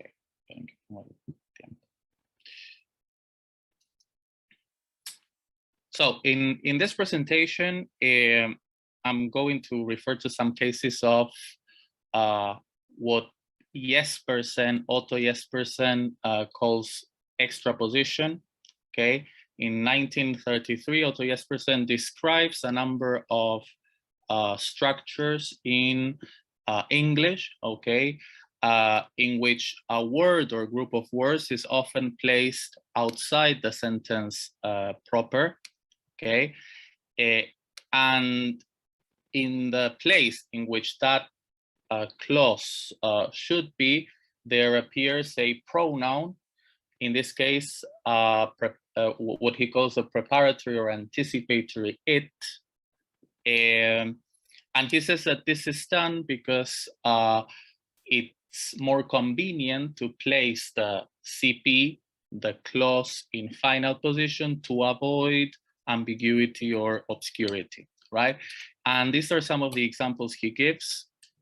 We have it in our power to do great harm or good. Está en nuestro poder hacer un gran bien o un gran mal. There you have the pronoun it, which apparently refers to this extra post clause in final position. And there you have another example with the verb think, right? In 2, we have other examples taken from other authors, such as Postel and Pullum or Susan Rothstein. And you have, I resented that my friends will travel without me, and I didn't see it coming that Obama was a fascist, right? These are the cases of extraposition, which we will try to analyze in River Plate Spanish, okay? We can also find examples in Italian, as in 3, non lo sapevo che fossi il tuo compleanno.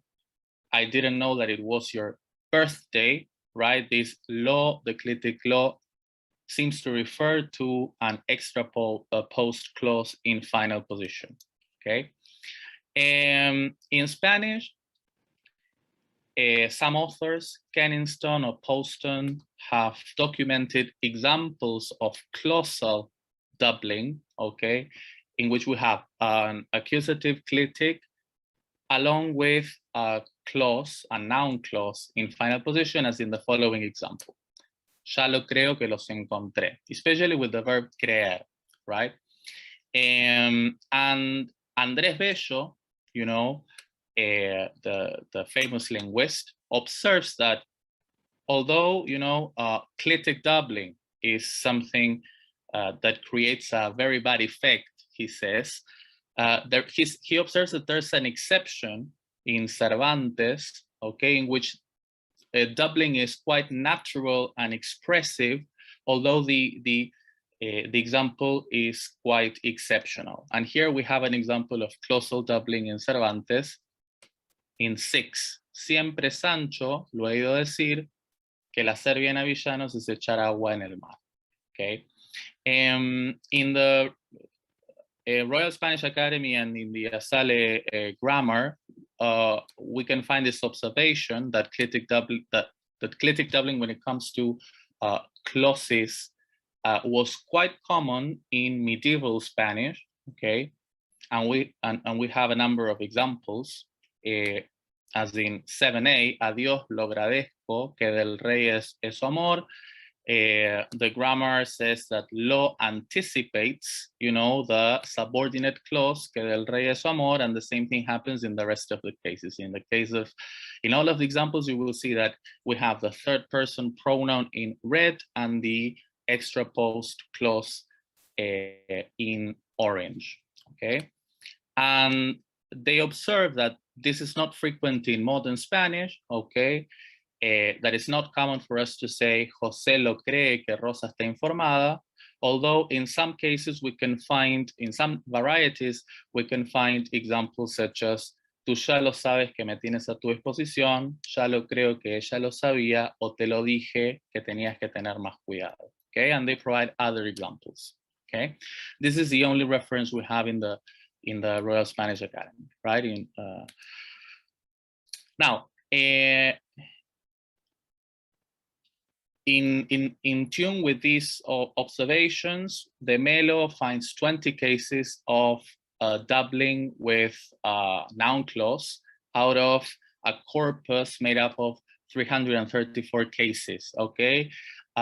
In 12 Spanish-speaking cities, right? And there we have examples from Buenos Aires, Caracas, La Habana, San Juan, and Santiago. So there are a couple of examples that are worth exploring and or mentioning at least, but in this presentation we will focus mostly on River Plate Spanish, okay, and examples like the ones we have in 10, in which we have a clitic, a third-person clitic in the accusative case with feminine morphology, and a CP or a clause in final position. Okay, no te la perdono, que te hayas olvidado de mi cumple, okay.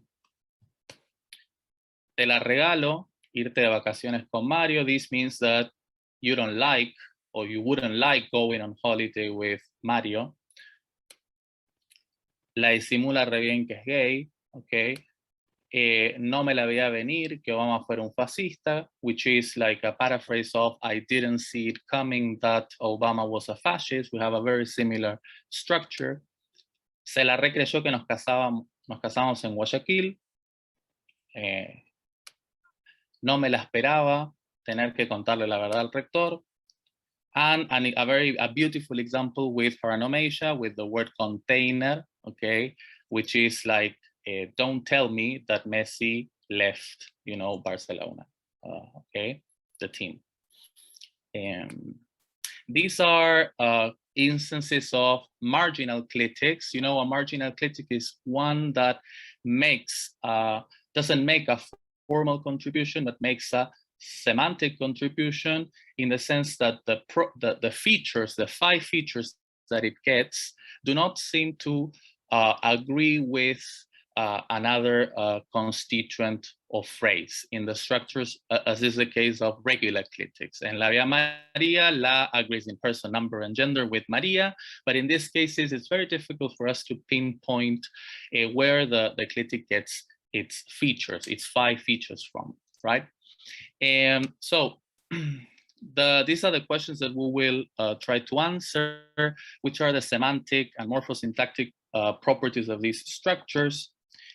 Are these instances of clausal doubling, right dislocations, or adjunction? And is the clitic an expletive, a pleonastic pronoun? This is our hypothesis. We will see that these are instances, these are in fact instances of clausal doubling, and we will follow Rothstein's analysis of English extrapost structures. We will propose that the pronoun is not an expletive, but a complement, okay, a thematic and syntactic complement of the verb, which is interpreted semantically as the extrapost CP by means of, you know, predication, okay? Here we have a brief characterization of the phenomenon. The sequence the marginal clitic plus a CP appears with two types of verbs, mostly with verbs of epistemic verbs, okay, what we call in Spanish verbos de actitud proposicional, okay, as in, no te la perdono que te has olvidado mi cumple, te la regalo irte de vacaciones con Mario, la veo difícil sacarse un 10 en el parcial, okay, or te la recreyó, morfó, tragó, que éramos novios, right? This is, he really believed or bought it that we were dating or going out together, okay? And then with some verbs of communication. Me la juró por Dios que había tomado las pastillas, swear, right? Me la rechamulló, okay, que me iba a bancar en todas, me la prometiste que ibas a cambiar. Los empresarios te la venden que están con el pueblo, pero nada que ver, okay? The CP tends to be or is often in the subjunctive mood, or it's an infinitival clause, although that is not always the case. Okay, so we have no me la esperaba que te olvidaras de mi cumple, no me la esperaba tener que corregir tantos parciales, o but no me la esperaba que hoy es el parcial is ungrammatical, right? And what we observe is that the proposition introduced by the CP is related to some kind of counter expectation. You know, some kind of presupposition on the part of the speaker that the truth value of the proposition is false, surprising, unreal, or it's not what the speaker expected, right? The presence of the clitics then is associated with the expressivity, the subjectivity of the speakers, right? In no me la esperaba, this is very clear, right? And the same thing happens in mi mamá la reflashó, que me había puesto de novia, okay, she didn't expect this to happen. Te la regalo irte de vacaciones con Mario, in some hypothetical situation that is something that I don't like, right? O me la negó por Dios y por su familia que estaba soltero, but in fact he wasn't, right? He wasn't a single man, right? Then the clitic takes feminine and singular morphology. It's in the accusative case, although it might alternate with the neuter clitic law, right? So, but not always. We can find examples like no me la esperaba o no me lo esperaba que te olvidaras de mi cumple, me la juró por Dios o me lo juró por Dios que había tomado las pastillas anticonceptivas, but we cannot say mi mamá lo reflashó que me había puesto de novia, o te lo regalo, irte de vacaciones con Mario, right? We, in Argentine Spanish or in River Plate Spanish, at least the tendency is to use the feminine pronoun, okay? Although there are a couple of exceptions in which there is an extreme degree of lexicalization, the clitic is optional if we have the CP, right? So we can say, we cannot say te regalo irte de vacaciones con Mario o me remorfé que era honesto. In these cases, there's the constructions are a little bit more lexicalized, but in most cases we can say mi mamá reflashó que me había puesto de novia o no me imaginé nunca que fueras tan garca, without the clitic, right? The same thing happens in English, right? Now, the CP, as is the case in English, can be omitted without changing, you know, the grammaticality of the structure. But in these cases, the clitic, or the third person pronoun in English, is obligatory, as in I didn't see it coming, right? We can omit the CP, and the same thing happens in Spanish, in my variety. Me la juro por Dios, no te la puedo creer, o se la recreyó. And the CP is placed in final position in accordance with the end weight principle and is prosodically integrated into the main clause, right? It's part of the main clause in prosodic terms, right? The CP can also be dislocated, left dislocated, with clitic doubling, of course, and can even be replaced by the demonstrative pronoun esa. So we have examples of que Obama sea un facho, esa no me la vi venir, o que se olvidara de mi cumple, esa no me la esperaba. Now, our proposal will be the following. First, we will answer, or we will explore some possibilities. In the first case, is the CP an adjunct?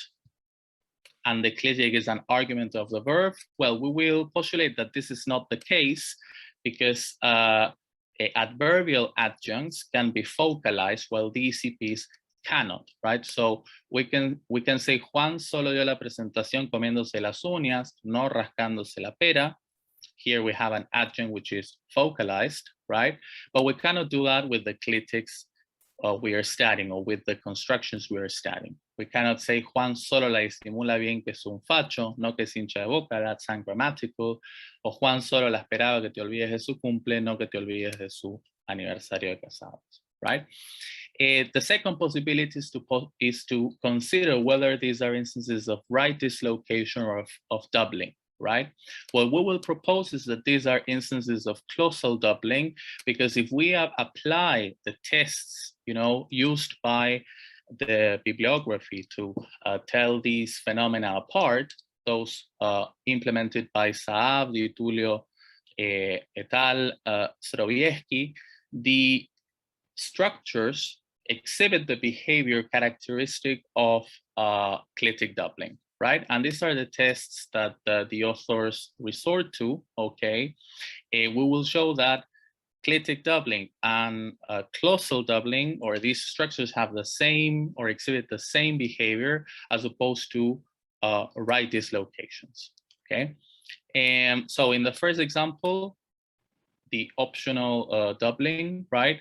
We can say la vio a María, DP stands for doblado pronominal or clitic pronominal or clitic doubling. We can say vio a María o la vio a María.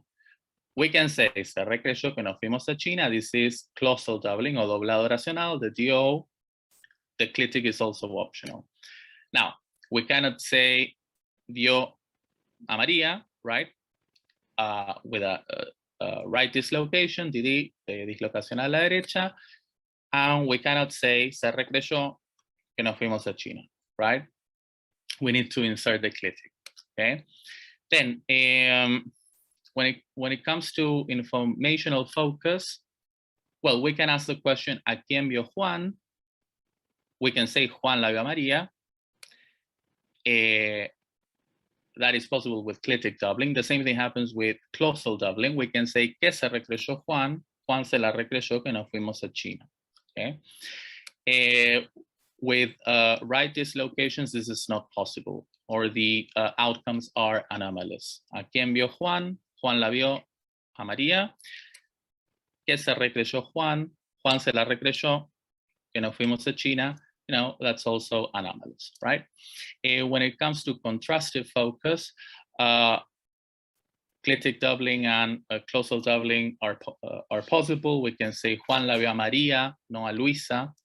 We can say Juan se la recreyó que nos fuimos a China, no que me casé. And this is not possible with right dislocations, okay? And notice that we can have both possibilities in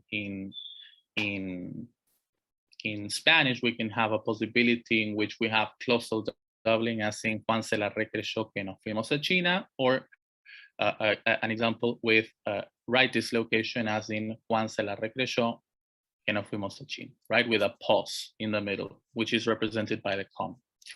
The same thing happens with association with focus. There we need solo Juan, la vio solo a María. That's a mistake in the PowerPoint presentation, sorry. Yeah, there we also need Juan solo se la recreyó que me fui. Juan solo se la recreyó que me fui a China. Yeah, there's a mistake there, sorry. We can insert solo. Juan solo se la recreyó que me fui a China. But this is not possible with right dislocations, right? Sorry. Juan la vio solo a María, o Juan se la recreyó solo que nos fuimos a China. That's ungrammatic or anomalous. As regards gapping, this is possible in clitic doubling. We can say Juan la vio a María y Pedro a Luisa. We can also say Juan se la recreyó que nos fuimos a China y Pedro que nos casamos. But this is not possible with right dislocations. Juan la vio a María y Pedro a Luisa. o Juan se la recreyó, que nos fuimos a China, y Pedro, que nos casamos, right, with a pause. And as regards extraction, we can get different results or outcomes. For example, for me and for the speakers I consulted here, we cannot extract the complement of ver when the clitic is present. ¿A quién la vio Juan? But in some cases this is possible, or that the outcome is better. ¿A quiénes los viste el otro día? In some cases, this is a possibility. When it comes to clausal doubling, things are a little bit different. Like, again, we don't know if the sentences are grammatical or not. They're weird, at least with the speakers I consulted. ¿A dónde se la recreyó que nos fuimos? Right? But when it comes to o con quién Juan se la vio venir que su hijo se casaría, seems weird. Now, when it comes to right dislocations, this is not possible, right? The outcomes are ungrammatical. And above all, the CP is integrated, you know, in prosodic terms into the main clause, right? Okay. There isn't a pause. We can say Juan la vio a María, okay? Juan se la recreyó que nos fuimos a China.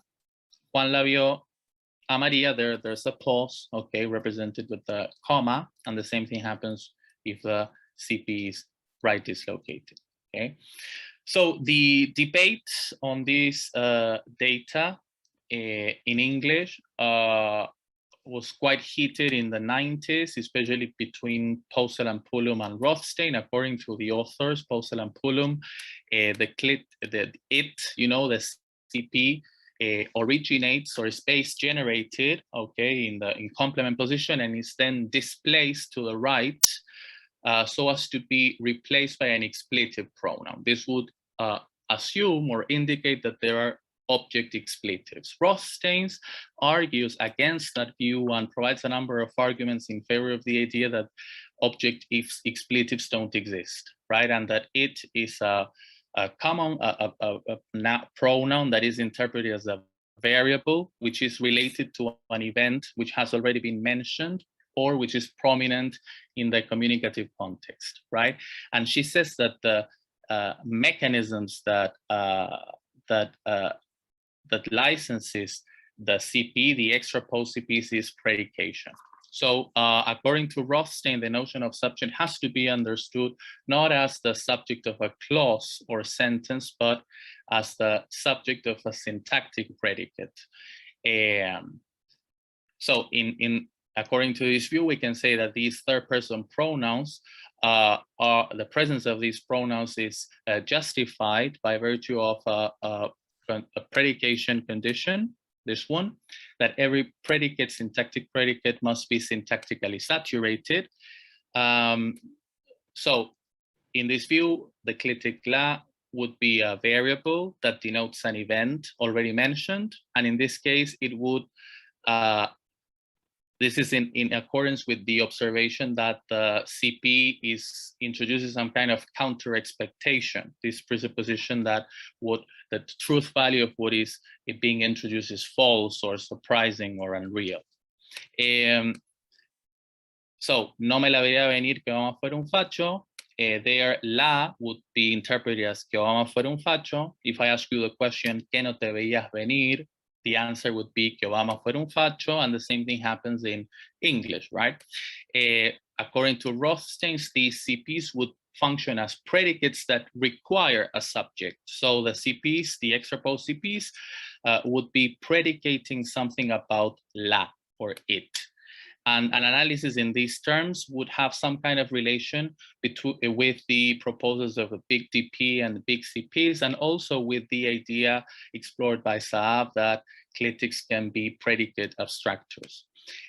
So this is the structure we propose, okay, a structure of predication, okay, in which the clitic la is some kind of topic, it's given information, it's the subject of our structure, in Rothstein's terms, and the CP is the focus, right?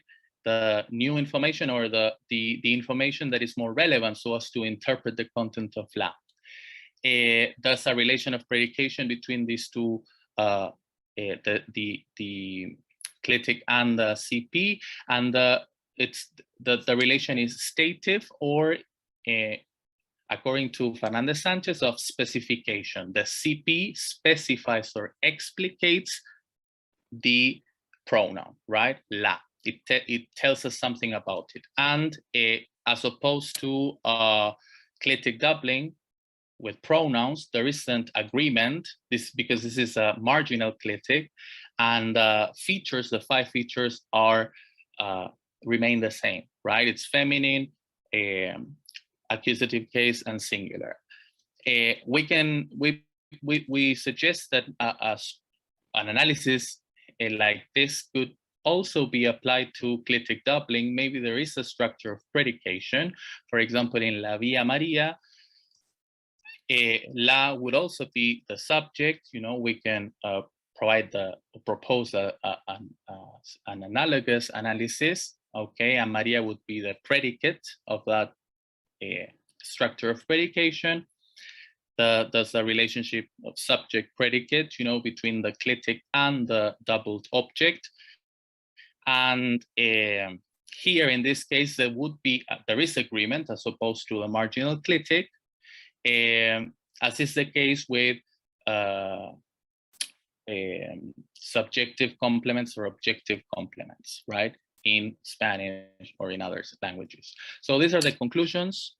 We have observed a wide range of structures. I have found like 24 or 25 different verbs in my variety in which there is this clausal doubling, especially in River Plate Spanish with feminine marginal clitics.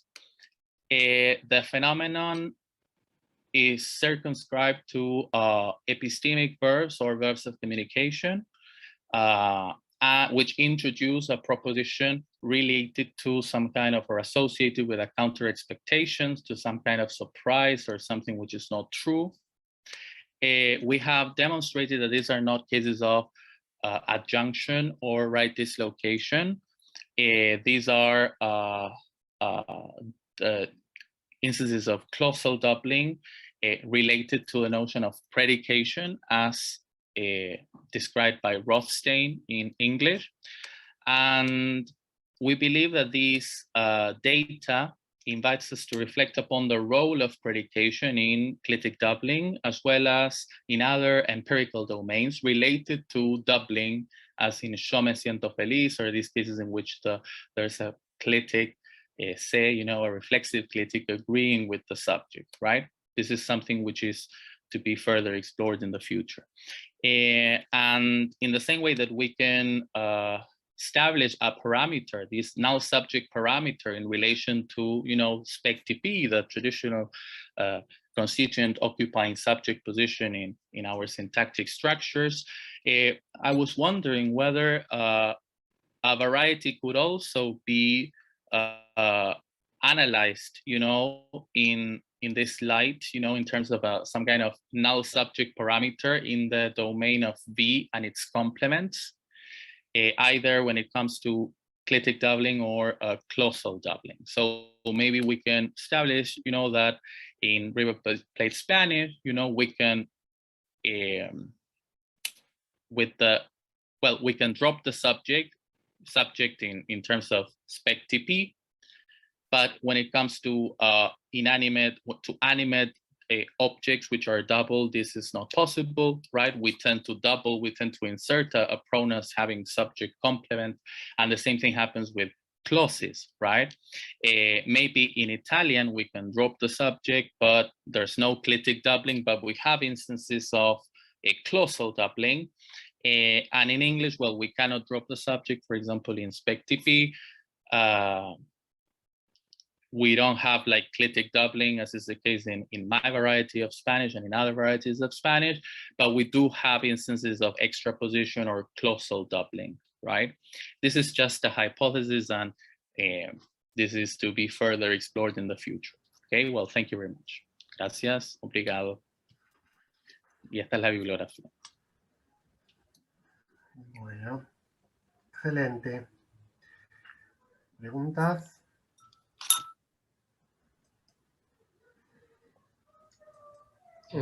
Yo tengo una pregunta, Andrés.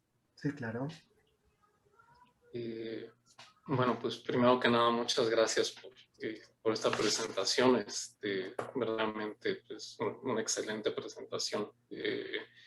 Creo que la evidencia que presentas... I'm terribly sorry. Should we be doing the question part in English or in Spanish? I just went automatically into Spanish, but I guess that if the talk was in English, the appropriate thing is for the questions to be in English too. Para mí es lo mismo. So I think the evidence you present that these constructions are not right as location is compelling. I think that the parallelism between the doubling of direct object is compelling. But what I would be a little worried about is with the terminology of extraposition. And the reason is that in every analysis of extraposition in English, the CP is not in the position where it would be if it would be the complement of the verb, irrespective of whether you think that it moved from that position, which is the classic transformational analysis, or the Rothstein analysis, which you mentioned. And I think your data are different. Your data show that it is in the complement position. And I think the parallelism with double direct objects confirms this. I don't think this has anything, or this results in anything negative for your analysis, but I don't think it's strictly speaking extraposition. I don't know if you would want to say something about that.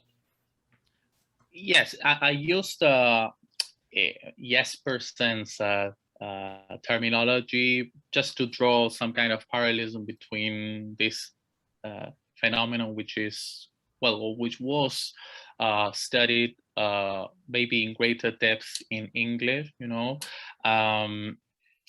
There are some instances in which you have something in between, between the clitic and the extraposed subject, as in, no me la vi venir que Juan, no sé, fuera un facho, or la veo difícil sacarse un 10 en el parcial, okay?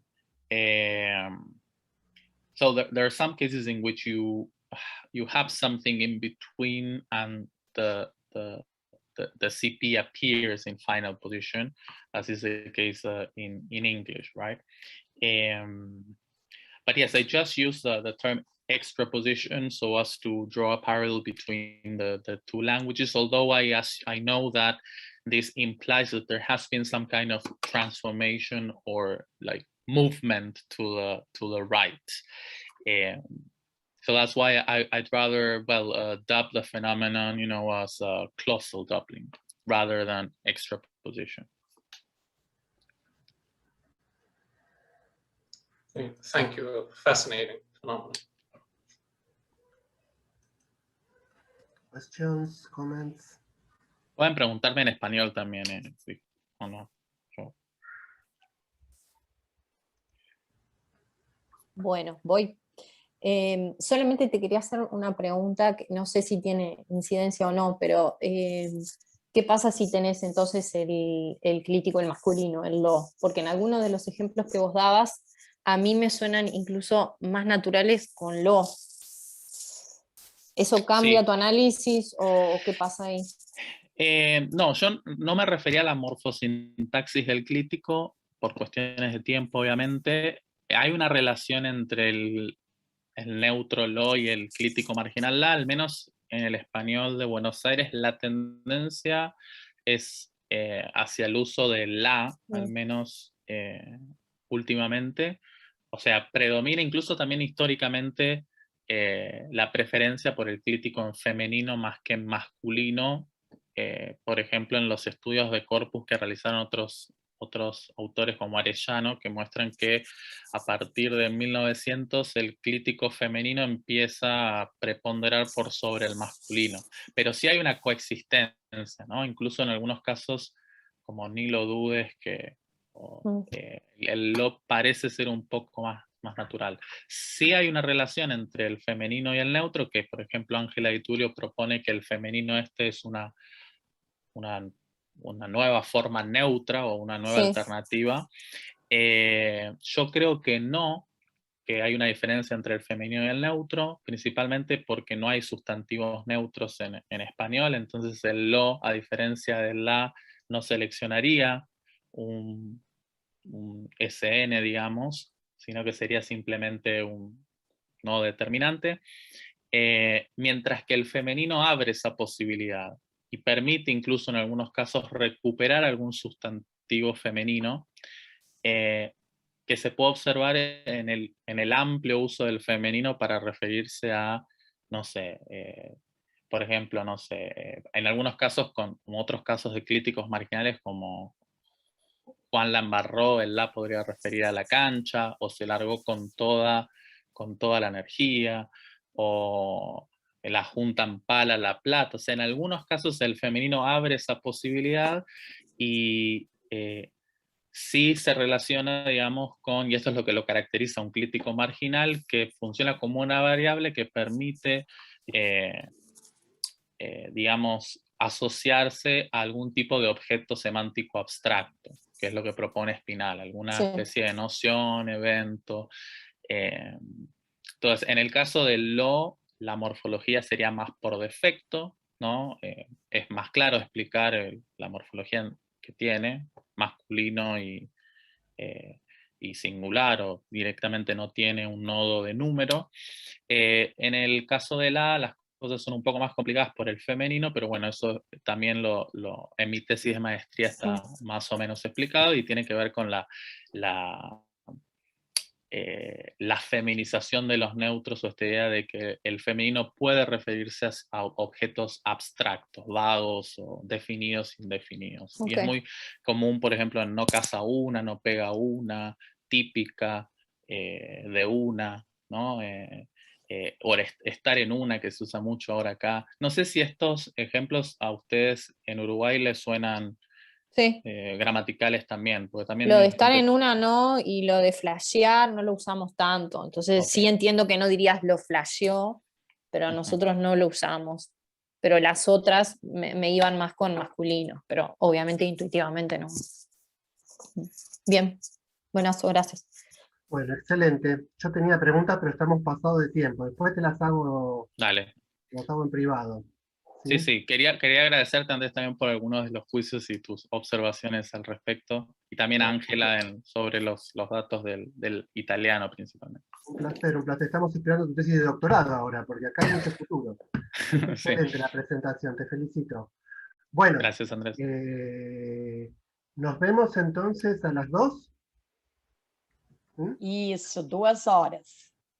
Bueno, ahí la dejamos va a ser más portuguesa esa mesa, así que Sandra, vos coordinás, ¿vale?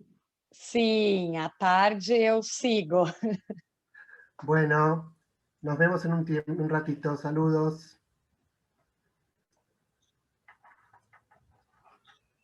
Ahora sí, nos vemos.